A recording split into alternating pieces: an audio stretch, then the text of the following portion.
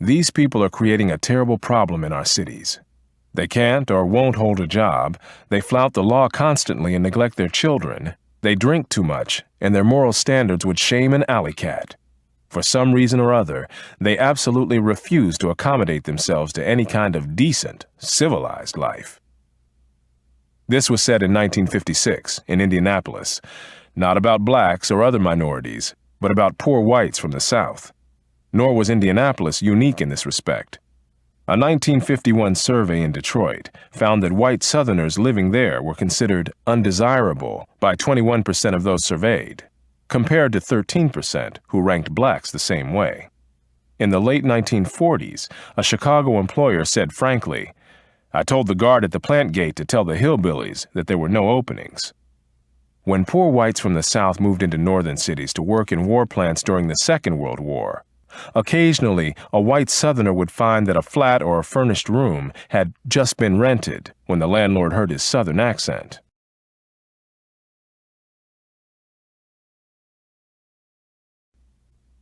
More is involved here than a mere parallel between blacks and Southern whites. What is involved is a common subculture that goes back for centuries, which has encompassed everything from ways of talking to attitudes toward education, violence, and sex, and which originated not in the South, but in those parts of the British Isles from which white Southerners came. That culture long ago died out where it originated in Britain, while surviving in the American South. Then it largely died out among both white and black Southerners, while still surviving today in the poorest and worst of the urban black ghettos. It is not uncommon for a culture to survive longer where it is transplanted and to retain characteristics lost in its place of origin. The French spoken in Quebec and the Spanish spoken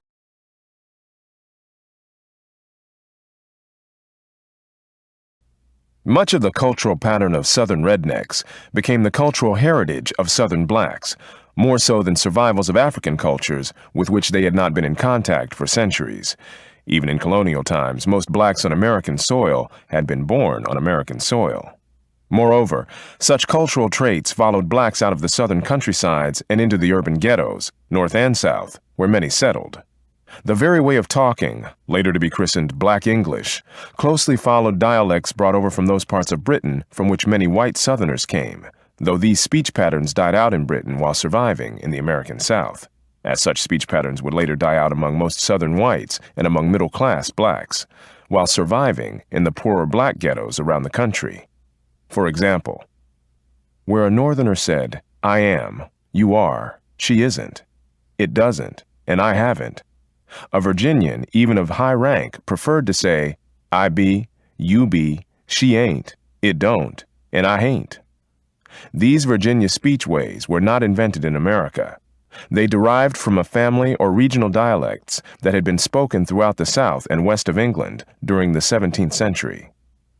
From these same regions of England came such words as yaller for yellow, axe for ask, acrost for across, y'all for you, bile for boil, do for door, dis for this, and dat for that. Many of these usages have long since died out in England, though the word chitlins for hogging trails continued to be used in some localities in England, even in the 20th century, as such usage remained common among black Americans. But no such words came from Africa, nor did the holiday Kwanzaa, which originated in Los Angeles. The slaves' custom of marking their marriages by jumping over a broomstick, a custom resurrected at a posh wedding among blacks in 20th century New York as a mark of racial identity, was in fact a pagan custom in Europe in centuries past, and survived for a time among Southern whites. Complaints about the improvidence of whites in the South and of their ancestors in Britain before that were echoed in W.E.B. Du Bois's picture of his fellow blacks in the 1890s. Probably few poor nations waste more money by thoughtless and unreasonable expenditure than the American Negro, and especially those living in large cities. Thousands of dollars are annually wasted in amusements of various kinds and in miscellaneous ornaments and gewgaws. The Negro has much to learn of the Jew and the Italian as to living within his means and saving every penny from excessive and wasteful expenditures. It was not, however, from Jews or Italians that blacks had absorbed their culture. Du Bois's description of the spending habits of blacks in the 1890s was echoed by a contemporary observer, Jacob Riis, who said that the Negro loves fine clothes and good living a good deal more than he does a bank account. Similar observations have been made by many others over the years, inside and outside the black community. For the lower socioeconomic classes among blacks, Gunnar Myrdal's descriptions of them near the middle of the 20th century still bore a remarkable resemblance to descriptions of Southern whites and their regional forebears in Britain, including less resourcefulness, disorganized family life, lax sexual morals, and recklessness, with tendencies toward aggression and violence. Despite a generally sympathetic approach to the study of blacks in his landmark book, An American Dilemma, which has often been credited with a major influence on the advancement of civil rights, Myrdal also noted the low standards of efficiency, reliability, ambition, and morals actually displayed by the average Negro. He observed something of the devil-may-care attitude in the pleasure-seeking of Negroes, and a general attitude in which life becomes cheap and crime not so reprehensible. Like other observers, Myrdal tended to attribute to slavery such aspects of black culture as the low regard for human life, when in fact, antebellum whites had exhibited this same reckless disregard of lethal dangers, and so had their ancestors in Britain. Unlike many others, however, Myrdal also recognized the influence of the Southern white culture on the culture of blacks, pointing out that the general Southern pattern of illegality maintained this low regard for human life.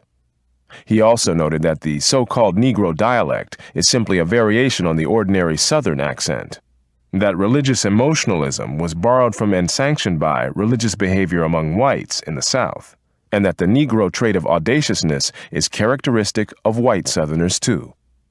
He quoted black scholar and later statesman Ralph Bunche. White Southerners employ many of the defense mechanisms characteristic of the Negro. They often carry a chip on the shoulder. They indulge freely in self-commiseration. They rather typically and in real Negro fashion try to overcome a feeling of inferiority by exhibitionism, raucousness in dress, and exaggerated self-assertion. Although Dr. Bunche presented these as parallels, historically it was of course the Southern whites who first had these patterns, reflecting patterns among their ancestors in Britain. In much of the literature on black culture, however, the supposed influence of slavery has been far more sweepingly assumed, and the cultural influence of white Southerners and their forebears in Britain largely ignored. Attempts to derive the black manner of speaking from slavery and its parallel among whites as an influence from black speech were answered by a Southern historian who asked, "From whence came the drawl of the people of the upper Great Plains and of the Blue Ridge, Smoky, and Cumberland Mountains, who have had little or no contact with the Negro?" Another cultural historian of Southerners aptly observed that Southerners, white and black, share the bonds of a common heritage, indeed a common tragedy, and often speak a common language, however seldom they may acknowledge it. Half a century after Myrdal, another study of racial attitudes noted the intimidating ethnic style of many underclass black males, and noted that nearly half of all murder victims in America were black, and that 94% of them were killed by other blacks. Many of these killings were due to gang members who killed for such reasons as, "'cause you look at me funny," "'cause you give me no respect," and other reasons reminiscent of the touchy pride and hair-trigger violence of rednecks and crackers in an earlier era. The neglect